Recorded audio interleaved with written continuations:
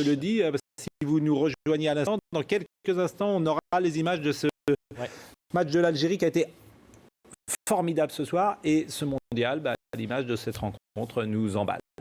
Alors le groupe avec la Belgique, on verra aussi les images dans ce débrief après cette victoire 1-0 contre la Russie, la Belgique qualifiée. Personne n'est éliminé dans ce groupe, c'est ce que l'on peut constater, mais l'Algérie prend un bel avantage avec cette victoire, 3 points. Les prochains matchs, ce sera donc Russie, Algérie et Corée du Sud, Belgique. Voilà, donc en gros, l'Algérie peut peut-être s'en sortir avec un match nul, avec cette différence de but bien à l'avantage par rapport à la Corée. C'est un match qui va être très, très dur à préparer psychologiquement. Parce que est-ce qu'il faut attaquer pour gagner? Est-ce qu'il faut jouer le match nul contre la Belgique? L'Algérie a eu des pires difficultés à garder ce résultat nul. Donc, pas être facile pour les joueurs, pour l'entraîneur non plus, à gérer ce genre de confrontation. Raman nous dit hier, c'était la fête de la musique, aujourd'hui la fête de l'Algérie. Beau match de football. Combien de joueurs de cette équipe d'Algérie sont nés en France, François? Alors dans le groupe de Vahid Halilodzic, qui l'a emmené au Brésil, il y en a 16 sur 23 qui sont nés en France. Donc ce sont beaucoup de joueurs, ce qu'on appelle binationaux. Oui, tout à fait. Qui auraient pu choisir la nationalité française, en tout cas pour jouer en équipe de France, puisqu'ils sont français, et qui ont choisi pour jouer au football la nationalité certains algérienne. Ont même joué dans des sélections de jeunes de l'équipe de France.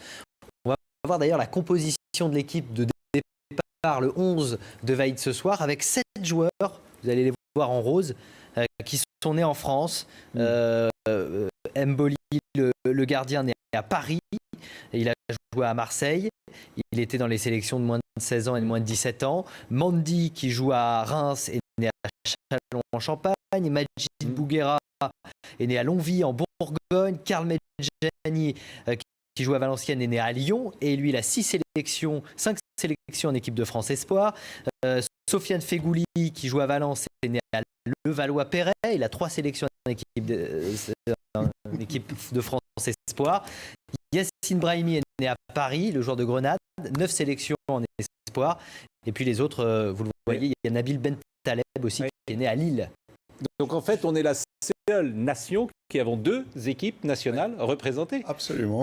Parce que, bien sûr, il y a 7 Français dans cette équipe d'Algérie. 7 Français et il faut qu'on me reprenne si je dis une bêtise, mais il me semble que Nabil Gilas est né à Marseille, en France aussi. Celui-là qui est rentré là, mi-temps, le grand attaquant.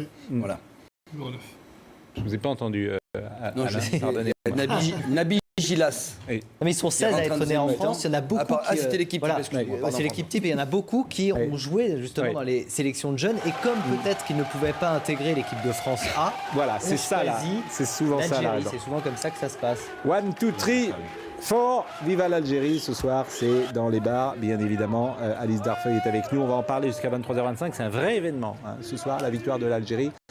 Et nous allons la traiter comme il se doit sur l'antenne d'ITV. Bonsoir, chère Alice, les infos, car il y a d'autres informations. Oui, on va continuer à parler de la Coupe du Monde, mais on parle